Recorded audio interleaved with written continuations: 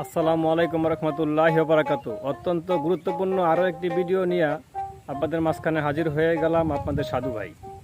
তো এখন কিন্তু প্রচুর গরম চলতেছে, দেখতেই পারতেছেন যে গরমের তাপে ঠিক মতন দাঁড়িয়ে থাকা যাচ্ছে না। আমি একটি শিমুল গাছের নিচে আছি। শিমুল গাছ কিন্তু মোটামুটি ভালো ছায়া দেয়। তো এই তীব্র গরমের ভিতরে অনেকেই বলেন যে এই গরমের ভিতরে কি খাওয়া যায়।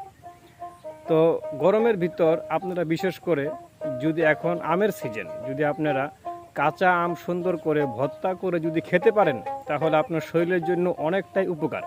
তো এখানে দেখতে পারতেছেন, এখানে আমার হাতে কিন্তু আমের ভর্তা রয়ে গেছে।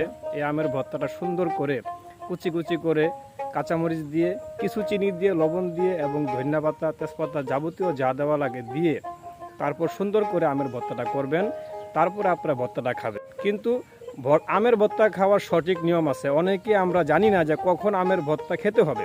ঠিক আছে, আমরা অনেকেই বিকালে খাই, রাতে খাই বা সকালে ঘুম থেকে উঠেও খাই, কিন্তু না, আমের ভর্তার সঠিক খাওয়ার নিয়ম হচ্ছে কি আপনার 12টা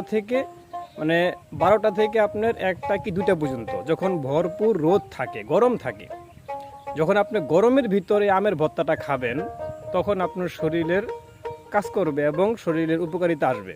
বিশেষ করে কিছু কিছু উপকারিতার কথা আমরা জানি যে আপনার কাঁচা আমের ভর্তা যদি আপনি ভর দুপুরে খান তাহলে আপনার চেহারার স্কিনটা উজ্জ্বলতা বাড়বে। ঠিক আছে।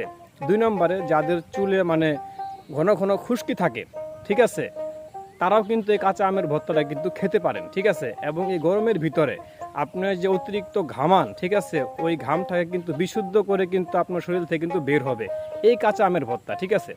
তাহলে যদি সঠিক নিয়মে যদি কাঁচা আমের ভর্তাটা খেতে পারেন তাহলে অবশ্যই আপনাদের উপকারে আসবে। তাহলে সময়টা বুঝতে পারতেছেন কখন, আপনার 12টা থেকে 1টা কি 2টা পর্যন্ত, এর ভিতরে আমের ভর্তাটা খাবেন। কিন্তু এর বাহিরেও খাবেন না, এর ভিতরেও খাবেন না। অনেকে সকালবেলা খায়, অনেকে বিকালবেলা খায়, কিন্তু না, যে সময় যে খাবারটা খেতে হয় যদি সেই সময় খাবারটা আপনার দেহের ভিতর ঢুকাইতে পারেন তাহলে অবশ্যই উপকারে আসবে। তাহলে এই আমের ভর্তাটা সঠিক নিয়মে যদি খেতে পারেন তাহলে অবশ্যই আপনাদের দেহের অনেক রোগ প্রতিরোধ করবে এই আমের ভর্তা। তো দেখতে পারতেছেন এরকম করে সুন্দর করে আমের ভর্তাটা করে, কিন্তু বেশি খাবেন না। অনেকে আবার স্বাদ পায়, মজা পায়, আমের ভর্তাটা বেশি করে খেয়ে ফেলে, কিন্তু না, আমের ভর্তাটা নিয়ম মাফিক, এত বেশিও খাওয়া যাবে না। ঠিক আছে, যে বেশি খেলে কিন্তু আবার বদ হজম হবে। ঠিক আছে, তাই অতিরিক্ত কোনো কিছুই ভালো না। তাই আমের ভর্তা সীমিত করবেন, প্রতিদিন বা সপ্তাহে 1 দিন আমের ভর্তা আপনারা খেতে পারেন। তো এই বলে আজকের মতো এখানে বিদায় নিচ্ছি। পরবর্তী ভালো টিপস পাওয়ার জন্য সাধু ভাইয়ের পাশেই থাকুন। আসসালামু আলাইকুম ওয়া রাহমাতুল্লাহি ওয়া বারাকাতুহু।